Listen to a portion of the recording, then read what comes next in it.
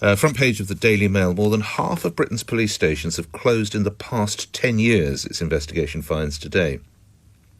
667 stations with front counters allowing the public to speak with officers have been shut since 2010. Many more have closed temporarily during the COVID pandemic, but a bit like the road space that we've lost. I wonder if we'll ever get them back. Critics are saying this shows justice is in retreat and selling police stations is an invitation for criminals. In an incident in London, a homeless mother and three was beaten to death opposite a police station. And in Birmingham in December, a cyclist was knifed to death on a street overlooked by a former station.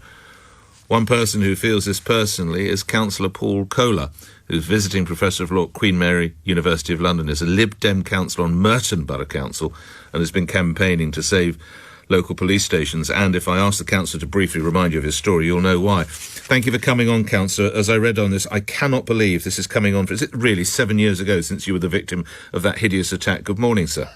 Good morning. Thanks for inviting me on. 7 years, my God. Remind the listeners what happened to you, councillor. I was at home with my wife. 4 chaps knocked at the door, rushed in and started beating me up. And had it not been for the police coming to my rescue from the local police station, I'm sure I'd be dead. You suffered a fractured eye socket, a broken jaw, a broken nose. The pictures were almost as if you'd been hit by a truck, I would suggest. Fortunately, sir, if you can take anything fortunate from this, you're 300 yards from Wimbledon, Wimbledon Police Station. How was that crucial? Was that in saving your life? Absolutely critical. My daughter was up at the top of the house. She rang the police and they got round within 4 minutes of her phone call. You know, all that beating was 8 minutes of beating. So yes, mighty. So lucky. Well, that's a good way of you looking at it, councillor. Yes, I mean, many people say you're desperately unfortunate. What is the health of Wimbledon Police Station? What is your reaction to this story today? Well, on Wimbledon Police Station, you know, I took the Mayor of London to court. We got his decision reversed. We saved it temporarily. We've got a 3-year reprieve, but we've got no guarantee beyond that. And the Mayor of London's again been talking about making cuts post-pandemic in things such as police station infrastructure. So we're still worried. And of course, across London, I'm very concerned, and across the country.